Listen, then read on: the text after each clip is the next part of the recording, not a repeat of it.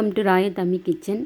இன்றைக்கி ரொம்ப டேஸ்டியான பிள்ளைங்களுக்கெல்லாம் ரொம்ப ரொம்ப பிடிச்ச ஈஸியாக ப்ரெட்டை வச்சு தான் பீஸா செய்ய போகிறோம். நம்ம இதுக்கு பீஸாவுக்கு மாவு ரெடி பண்ணுன்ற அவசியமே இல்லை.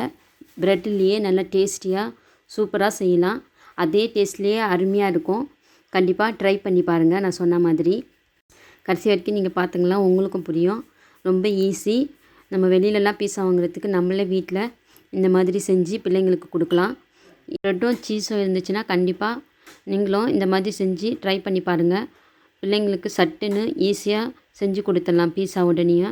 பன்னீரை ஃபிஷ்ஷுக்கு மசாலா கொடுத்து பெரட்டுற மாதிரி பன்னீரை பெரட்டிக்கலாம். அதே மசாலா கொடுத்து வானில் ரவை எண்ணெய் கொடுத்து பொரிச்சிக்கலாம். ஃபஸ்ட்டு வெஜிடபிள் ரெடி பண்ணிக்கலாம். நான் க்ரீன் பெப்பர்ஸ் ஒன்று போடுறேன்.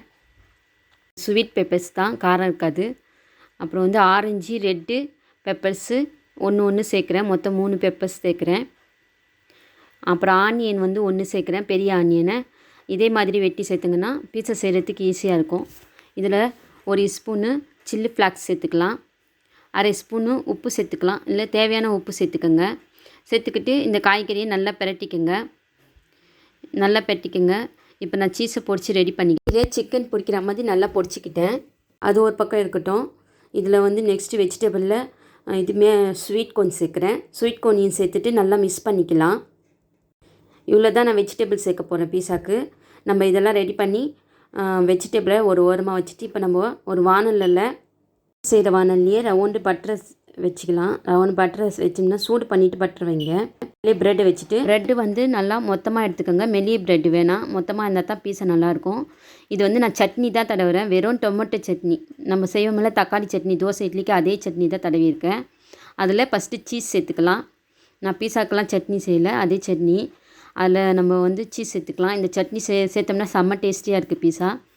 அடுத்தது நான் ரெடி பண்ண வெஜிடபிள் மசாலா, வெஜிடபிள் இருந்துச்சுன்னா அந்த வெஜிடபிளை ஃபஸ்ட்டு வச்சுக்கலாம். எந்த அளவுக்கு உங்களுக்கு வேணுமோ நீங்கள் அந்த அளவுக்கு வச்சுக்கோங்க. எல்லாம் உங்கள் விருப்பம் தான். நான் எனக்கு எவ்வளோ வேணுமோ அந்த அளவுக்கு நான் வச்சுக்கிட்டேன். இங்கே கொஞ்சமாக நானும் கொஞ்சமாக தப்புங்க. இப்போ அழகாக வச்சாச்சு. இப்போ நான் இன்னும் கொஞ்சம் எக்ஸ்ட்ரா கோன் சேர்த்துக்கிறேன், பிள்ளைங்களுக்கு பிடிக்குன்றதால. இப்போ நான் ஆலிவ் சேர்த்துக்கிறேன். என்கிட்ட க்ரீன் ஆலிவ் இருந்துச்சு வச்சுக்கிட்டேன். நீங்கள் பிளாக் இருந்தால் கூட சேர்த்துக்குங்க, அழகாக இருக்கும் பார்க்க. இப்போ நான் க்ரீன் ஆலிவ் சேர்த்துக்கிட்டு இப்போ நம்ம ஃப்ரை பண்ணி வச்சுருக்கோம்ல பன்னீர், அதை வச்சுக்கலாம். எத்தனை வேணுமோ உங்களுக்கு அதுக்கு தகுந்த மாதிரி வச்சுக்கோங்க. பன்னீரையும் வச்சுட்டு ஃப்ரை பண்ண பன்னீரை வச்சுட்டு இப்போ மேலே நம்ம கொஞ்சம் சீஸ் சேர்த்துக்கலாம். துருவின சீஸை கொஞ்சம் சேர்த்துக்கிட்டோன்னா பீஸா பார்க்க அழகாக இருக்கும். இப்போ தான் வெஜிடபிளில் இறுக்கி பீஸா மாதிரி பிடிக்கும். இப்போ ஸ்லோவாக வச்சு தான் குக் பண்ணணும். மூடி போட்டு 2-3 நிமிஷம் வச்சா போதும். இப்போ மூடி போட்டுக்கிறேன். மூடி போட்டு ஒரு 2 நிமிஷம் சென்று பார்க்கலாம். 2 நிமிஷம் ஆகிடுச்சு. அழகாக பீஸா ரெடி ஆகிடுச்சு பாருங்கள். பிள்ளைங்களுக்கு செஞ்சு கொடுங்க, ரொம்ப ஹாப்பி ஆகிடுவாங்க. ஏன்னா பன்னீர் ப்ரெட் பீஸா ரெடி ஆகிடுச்சு.